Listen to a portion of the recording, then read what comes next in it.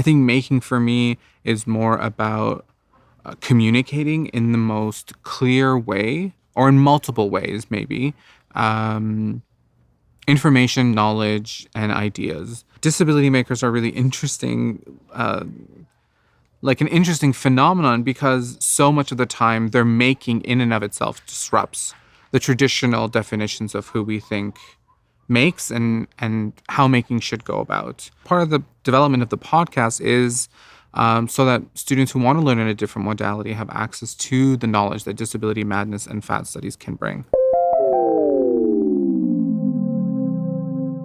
Technology for me has always been essential. Like as someone who has a learning disability, access to education has always involved technology. And part of edtech and part of the development of edtech is now podcasting. And I love podcasting. I was listening to a podcast on the way down here. I listen to podcasts every night when I go for a walk. I listen to a podcast sometimes in the shower. I mean, like, it is such a great medium. And the thing is that there's a podcast for every single thing. And the more niche you are, the more attracted to your podcast I am.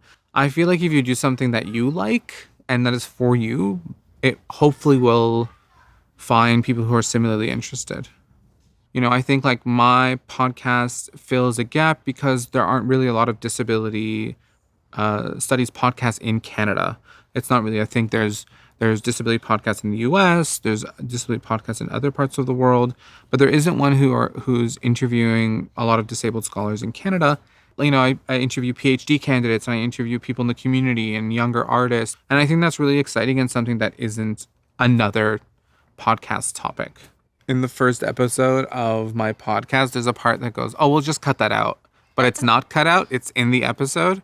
And I kind of refuse to take it out now that I know that it's there, just because I think it's like a capsule of like this thing I did in the third floor of my sister's bedroom while I was in quarantine for 2 weeks. One episode in particular really stands out to me, and that was one with Dr. Johanna Bez.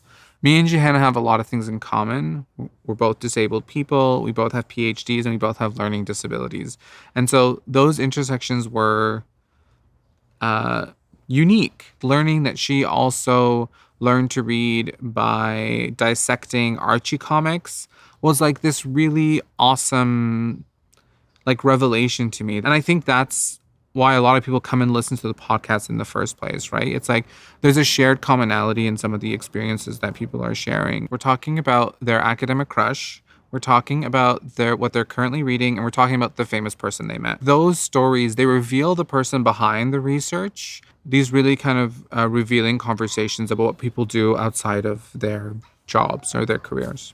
It's a profound thing when you, or through somebody else, as you're guiding them, can construct something or make something that allows you a certain level of freedom or allows you to contribute to something. And I think both the podcast definitely does that. It allows me to contribute to my community that's given back so much to me in terms of knowledge and education. But I think I rely also on like the kind of co-development of the podcast, right? In order to actually see it to its end. One of the most significant barriers at the beginning was like a clear demonstration of like my learning disability, because to get an Apple Podcast like certificate, or like to get on Apple Podcasts, you had to upload an image, kind of like the image that's going to appear right on the store website. And the image, the instructions were either like 1400 by 1400 or 2300 by 2300.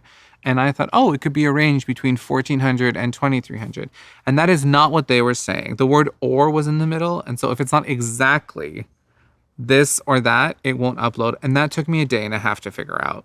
So I feel like sometimes the making is not the thing that's hard. It's like the communicating around it, the messaging, the getting it to the audience, the various kind of bureaucratic like issues that you have to come across. Building access into the work was always going to be a part of it. But it's very hard. It's very hard. It's very expensive. It's a challenge, but it's absolutely doable. I feel like you can't have a podcast on disability, like, and mental health, without thinking about those people who you want to listen to, or like those people who you imagine using it being like disabled themselves and being mad themselves and needing those access points.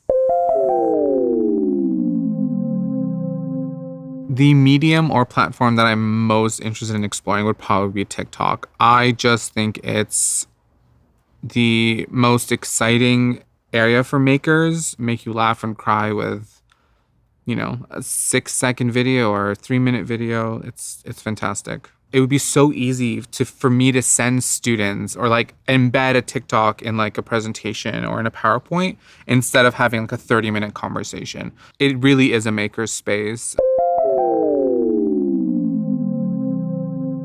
If you are a young disabled person who wants to get into the podcast, pick a niche topic. Pick a topic that you are passionate about, and not even passionate about, like interested in talking about it week after week, and pick something that isn't already out there. If you can save up a little bit to kind of be able to get a domain or things like that, do it. If you can't, there are a million free ways to do it. Use your phone. You don't need tech. Use Zoom to record, especially if your people are in different parts of the world. Zoom can also now even transcribe the entire conversation. So even that work of making it accessible can be done for you. And hit up other disabled people who are doing podcasts.